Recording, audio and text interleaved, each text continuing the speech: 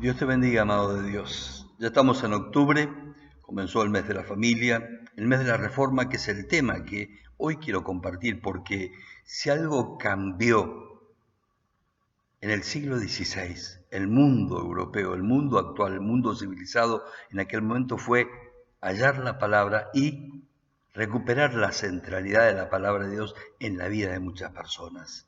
La reforma cumple un nuevo aniversario el 31 de octubre.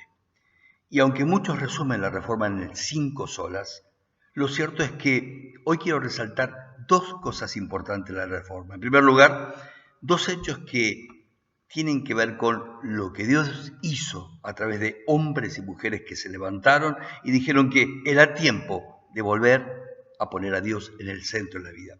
En primer lugar, el invento de la imprenta, lo que permitió que la luz de la libertad del Evangelio alcanzara muchas vidas, revolucionara a pueblos y naciones, fue precisamente que la palabra de Dios, por un lado, Dios puso y levantó hombres que la tradujeron de los idiomas originales al idioma del pueblo. Como Lutero lo hizo al alemán y Reina Valera lo hizo al español, hubo personas que dedicaron mucho trabajo y esfuerzo para que la Biblia llegara a la boca, al corazón, a la mente de las personas. Y la imprenta permitió que la Biblia se extendiera a muchas familias, a muchas personas.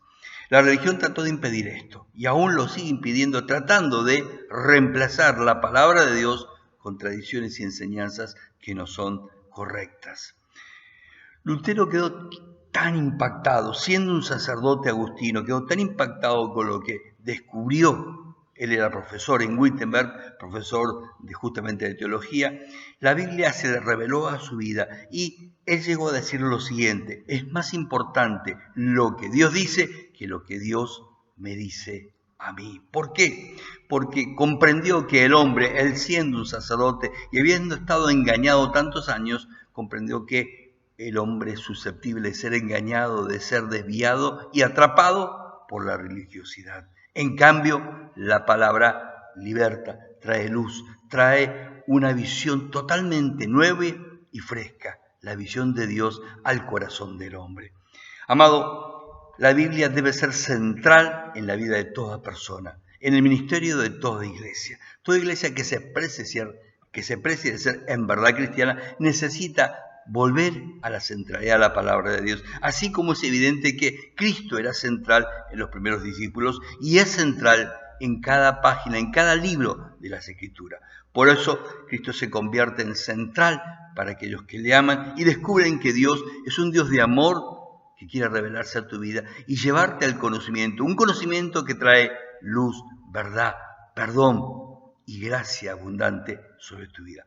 Así como Pablo llama, ve buscando en tu Biblia si vas a acompañarme, 1 Timoteo capítulo 4, Pablo tiene un hijo espiritual llamado Timoteo. Y cuando le escribe esta carta, escribe 2 cartas a Timoteo, hoy vamos a ver 1 Timoteo capítulo 4, él se interesa y le recomienda que, aunque él conocía la palabra de Dios desde chico, se ocupara, las leyera, se entretuviera y fundamentara su vida precisamente en lo que Dios hace cuando uno tiene contacto, se conecta con la palabra de Dios. Él había conocido desde chico a través de su madre y su abuela, dice la palabra de Dios, justamente las escrituras de Dios. Y leerla, Pablo lo induce, en 1 Timoteo 4:13, a que se ocupe de leer. La Reina Valera dice que así: no descuides el don que Dios te ha dado. El 13 dice: entre tanto que llego, ocúpate de la lectura de la escritura pública, de la exhortación y de la enseñanza. Qué privilegio tener una Biblia, poder abrirla y poder entenderla. Y el Espíritu Santo es el que se especializa en abrirte el corazón, abrir tus ojos y el entendimiento para que la influencia y el poder de la palabra de Dios haga su obra en tu vida, en tu hogar. ¿Qué importancia tiene la palabra de Dios como manual de Dios para la vida de un creyente, para la vida de una iglesia? Pablo precisamente nos da un marco particular en 1 Timoteo 4. ¿Cuáles? Los tiempos finales, estos tiempos que estamos viviendo. Él dice el primer versículo así: pero el Espíritu dice claramente que en los últimos tiempos algunos negarán, apostatarán de la fe, prestando atención a espíritus engañadores y a doctrina de demonios. Es decir, que es importante la palabra porque el diablo va a tratar justamente de usar espíritus engañadores y también doctrinas que no son de Dios. No fueron enseñanzas de Jesús ni de los apóstoles, ni jamás la iglesia fue detrás de estas cosas que hoy abundan en muchos lugares. Pablo es muy claro. ¿Por qué? Porque nos anticipa de que en los tiempos finales, como hoy ha pasado, la pandemia ha dejado mucha gente que ha quedado atrás, ha desertado, abandonó la fe, quedó en la comodidad del culto virtual en lugar de seguir congregándose, que es la voluntad de Dios.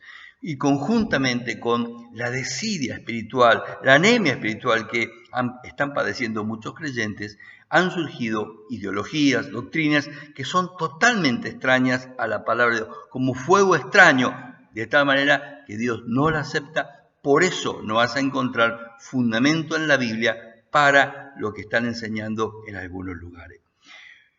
Cuando el diablo le tienta a Jesús en el desierto, Jesús le responde, cuando el diablo le propone convertir las piedras en pan, porque las piedras en aquella región parecían al pan casero, como tortas, el Señor dice, no solo de pan vivirá el hombre, sino de toda palabra que sale de la boca de Dios.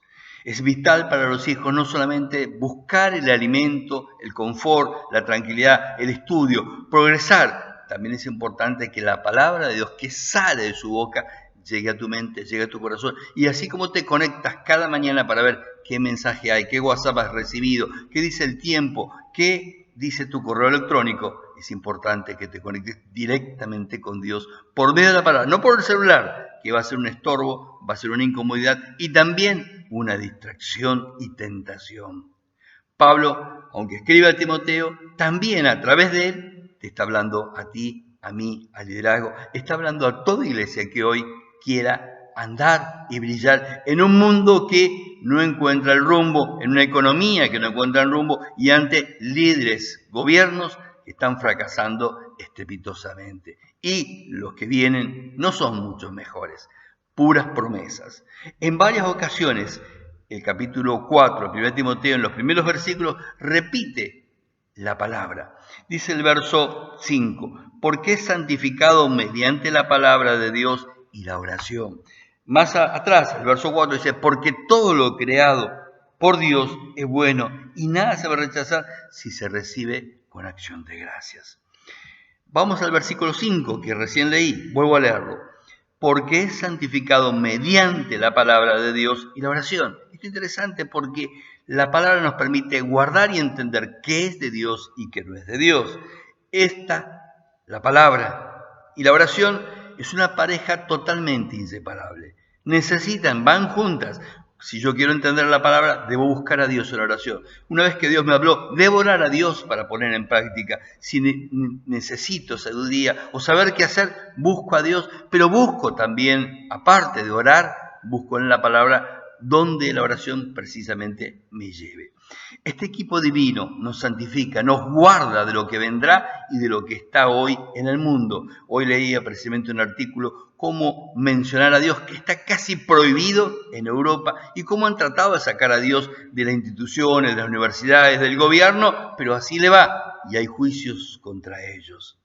Estamos viviendo en un tiempo donde si hay una necesidad en un hogar, una persona de Dios, necesita volver a esta pareja, buscar en la palabra y estar en contacto con Dios por la palabra y la oración.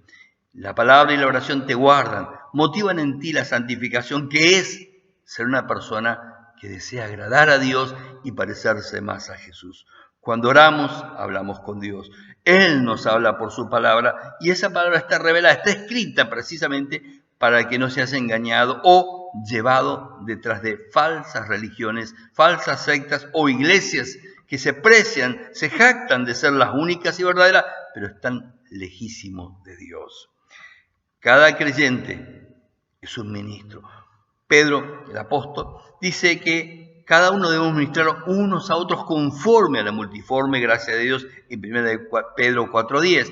Esto significa que todos los creyentes que han tenido un verdadero encuentro con Dios han recibido llamamientos, dones y capacidades que Dios da para ser de bendición a otros. Por eso tenemos que congregarnos, no virtualmente, presencialmente, porque Dios habla. Y es interesante lo que dice el siguiente versículo, 1 Pedro 4:11. El que habla, que lo haga conforme a la palabra de Dios. Congrégate, conéctate con Dios en tu casa con la palabra. Abre la Biblia física, la palabra impresa, porque Dios la quiere guardar, imprimir en tu propia vida, en tu propio corazón. El verso 6 dice así: al señalar, dice Pablo a Timoteo, 1 Timoteo 4:6, estas cosas a los hermanos, serás un buen ministro de Jesucristo, nutrido, y otra vez, con las palabras de fe y la buena doctrina que has seguido. ¿Cómo sabes que la doctrina que te han enseñado es correcta, es de Dios, es realmente de Dios y no un engaño, no una falsedad? Muy simple, en este mundo decepcionado también de los gobernadores, de las instituciones, de la gente, hasta de su club favorito y no, ¿por qué no? También hasta de la iglesia. Es necesario volver a la palabra, encontrarse con Dios para que Dios justamente te lleve a aquellos lugares donde haya verdaderos servidores, verdaderos ministros de Dios que enseñan y hablan la palabra de Dios y no te cuentan de su vida, de sus cosas, de su experiencia, de sus sueños, de sus visiones, ni de sus proyectos, sino lo que Dios tiene y pone en el corazón para que ponga en el tuyo. Pablo usa acá, en el 1 Timoteo 4:6, una palabra muy particular en griego, entrepo, donde trepo significa alimento. Por eso se traduce nutrido, instruido, educado, con las palabras de la fe y de la buena doctrina. Fe y doctrina van juntas. ¿Escuchas la palabra doctrina en la iglesia donde vas? Si no escuchas la palabra doctrina, tal vez estás en el lugar equivocado. Es fundamental porque doctrina es sinónimo de las enseñanzas de Jesús. Es bueno recibir un mensaje que te anime, que te aliente, que te lleve a mejorar tu relación con Dios. Pero mejor aún es recibir la palabra de Dios que contiene doctrina, contiene exhortaciones, te va a animar, contiene el concepto de que hay una realidad que nos aleja de Dios. Pecado. Otra palabra que se usa poco, pero en la Biblia se usa bastante porque es un obstáculo para lo que Dios quiere hacer en tu vida y en los tuyos. Ambas cosas, fe y doctrina, son necesarias. Tanto la fe, porque surgen precisamente de la palabra revelada por Dios. Ahora, el verso 6, no vamos a pasar por algo. Dice que no solamente es apta para enseñar, señalar, sino que es vital y fundamental para la vida. El discipulado, enseñar, tiene un doble impacto porque cuando uno enseña a otros, comparte lo recibido, entonces eso es compartido, llega a otra vida, pero además se arraiga, se afirma en el que está compartiendo, en el que está enseñando. El discipulador se afirma en lo que está dando. Además, que necesita precisamente enseñar lo que está viviendo y presenta el doble desafío, doble bendición. Dios nos fortalece cuando compartimos la palabra que nos ha enseñado o Dios nos ha dado precisamente en su manual.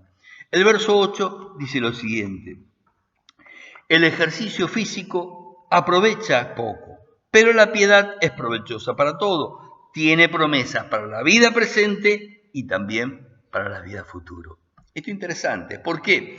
Porque hay un mito. Se cree que el cristianismo desecha el ejercicio físico. Y es verdad que hoy vivimos en un tiempo donde la gente tal vez pasa demasiadas horas en el gimnasio, se interesa demasiado por estar bien, pasa mucho tiempo en tu ejercicio. Son dos extremos. No hacer ejercicio no es bueno, hermano, porque el cuerpo que Dios te ha dado, aunque tenga otro en los cielos, mientras estés aquí, es el único que tienes. Es bueno que todo el tiempo que Dios te permita vivir, tengas un cuerpo sano que te permita ser de bendición a otros. Y también recuerda que ese cuerpo es templo del Espíritu Santo. Por eso, cuídalo, camina, haz algo de ejercicio, anda en bicicleta, trata de comer sano.